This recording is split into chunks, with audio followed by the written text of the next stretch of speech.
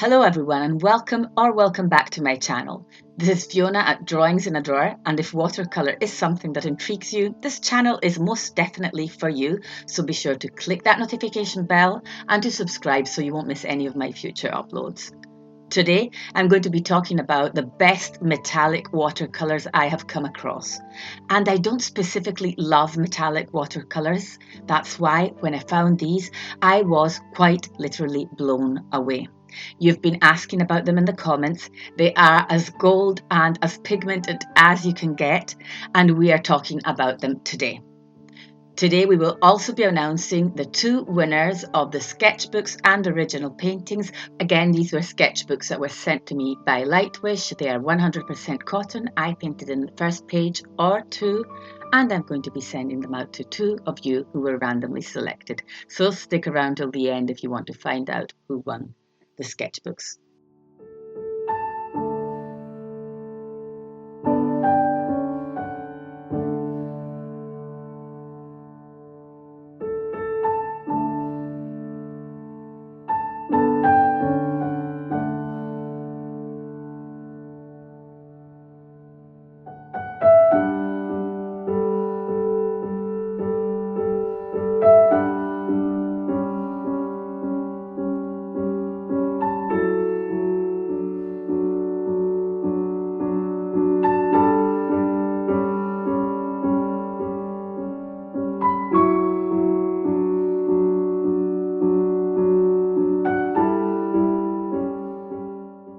I've always loved adding metallic colours to my pieces long before I discovered watercolour, but even after I always ended up using some other medium because metallic watercolours are very often a lot about sparkle and little about how pigmented or shiny you'd ideally like them to be. Also, they don't layer like typical watercolours do, so unless you're using them for lettering, maybe on a dark background, usually you'd use them as accents, which means they are one of the last steps of your painting. Any metallic watercolours I have tried in the past were not opaque enough to cover the paint beneath.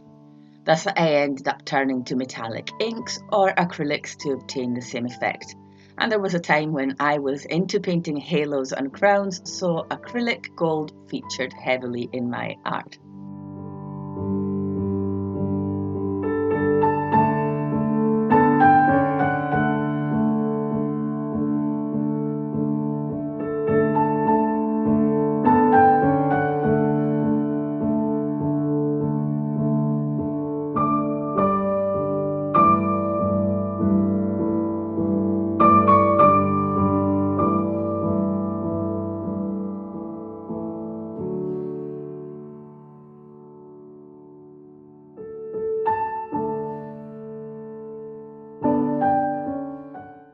But without further ado, what are these metallic watercolours that have taken my world by storm, but yours too, because you've been asking about them a lot?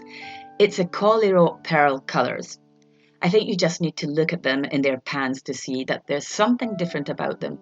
They remind me of freshly fallen snow. I can tell by looking at them that they will perform well. Usually we get a watery puddle with some glitter in it, but not with these handmade paints. I first came across them years ago. I bought some individual pans, I think, on Etsy. Here is one.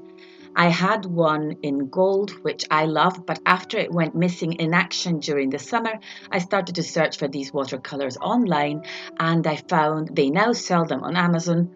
So we went from pans with handwritten name colours to a lovely metal palette of these handmade watercolours that are vegan friendly and just top of the range when it comes to their niche. It is always a good idea with watercolours, but even more so with these ones, to spray them and let the water sit in the pans for a couple of minutes to reactivate the paints.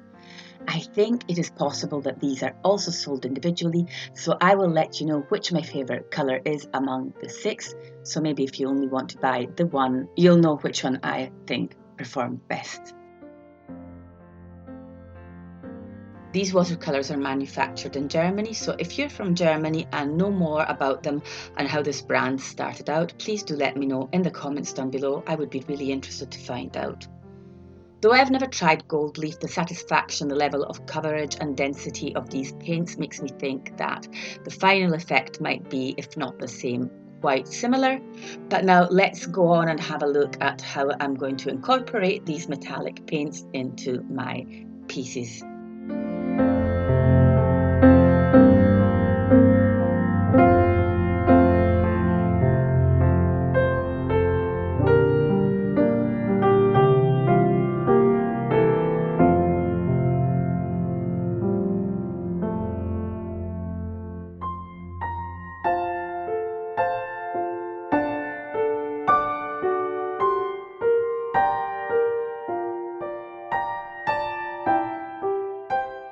By the way, I wanted to remind everyone that my free 7-day trial on my Patreon is still going on for a short while. So if you sign up today or tomorrow or any day this week, you will get 7 days of free trial. Just remember that free member is not the same as 7-day free trial. With a 7-day free trial, you will get access to everything in my Patreon. Free members only get access to public posts or posts that are for free members, because there's been some confusion about that. But anyway, you can check it in the link down below.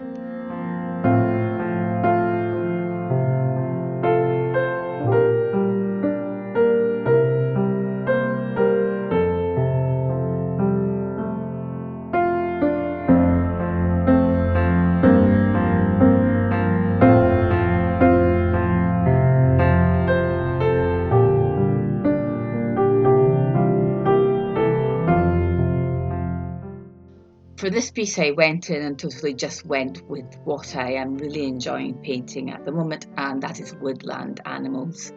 There are at least a couple of badgers and several rabbits in the sketchbook. I think I'm still being influenced by my visit to Beatrix Potter's cottage studio in the Lake District in August. I think I was impacted by the fact that she was so recent. Here in Rome, I am surrounded by ancient art, but it's not always easy to feel the soul of the artist or the sculptor or the painter. And though I'm not comparing Beatrix Potter with Michelangelo, there was still something about the atmosphere at her cottage that definitely affected the subjects I explore with my art, which have now become more varied. For a piece like this, the metallic accents I like to add are simple splatters with more or less water, which will affect their size, so we can get smaller and larger ones, creating depth in the painting. And as you can see, the paint is so shiny and thick. It picks up the light and has amazing coverage. I have definitely not seen anything like this. This is my 100% unbiased opinion.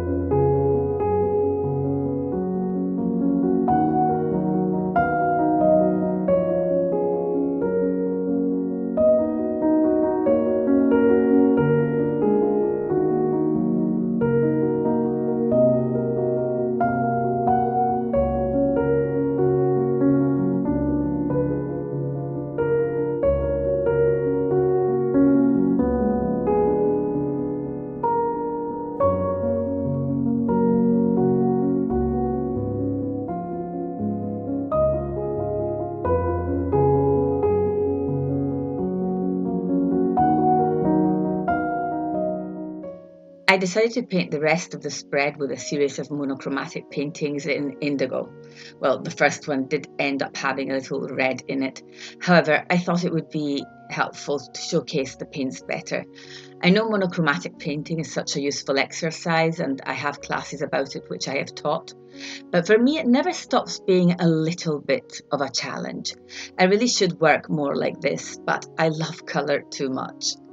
The metallic leaves did really look nice in the last two portraits when I'd warmed up with this monochromatic painting in indigo, which is a really staining colour as well, which makes it extra hard. And I think I'd really love to use these colours together again, because they really do look good. Maybe in a more complex piece outside of a sketchbook, something bigger.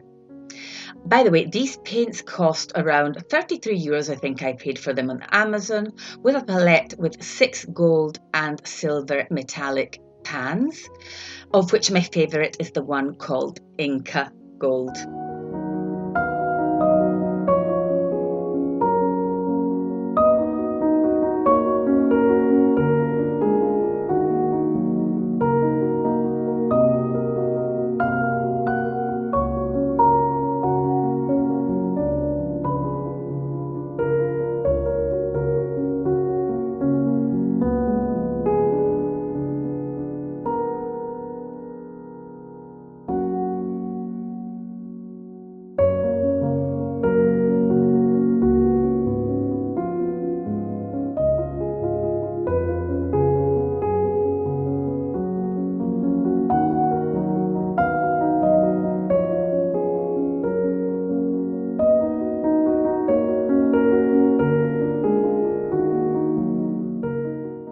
The second portrait is a little bit of an example of overworking a piece. I think I should have left it alone, but I started fiddling around with the eye. There were certain parts of it I wasn't satisfied with, and I ended up ruining it, so you won't see much of that footage.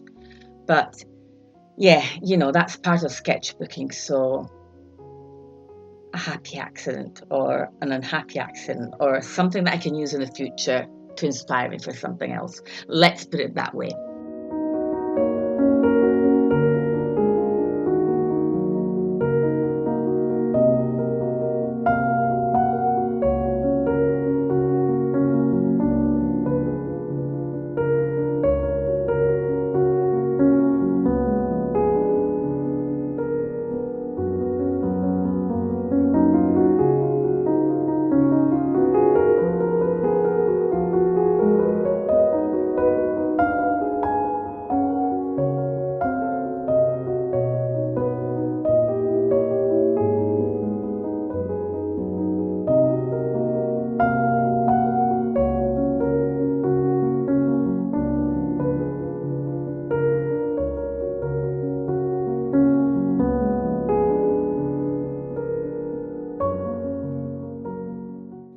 I just thought that these are actually called pearlescent colours. I really think that's just another name for metallic watercolours. I also think they perform better than the ones I tried in the past because the pigment particles are larger. Could that possibly be a reason? I think it might. Whatever the reason, if you like metallic watercolours, look no further because these will make you swoon. And before I go, I want to thank all of you for your immense support. Your liking, commenting, and sharing these videos with others who might also enjoy this content is vital for my channel's growth. And I'd love to keep doing this because it is what I love. And this is a simple way you can help me out in just a few seconds. So thank you.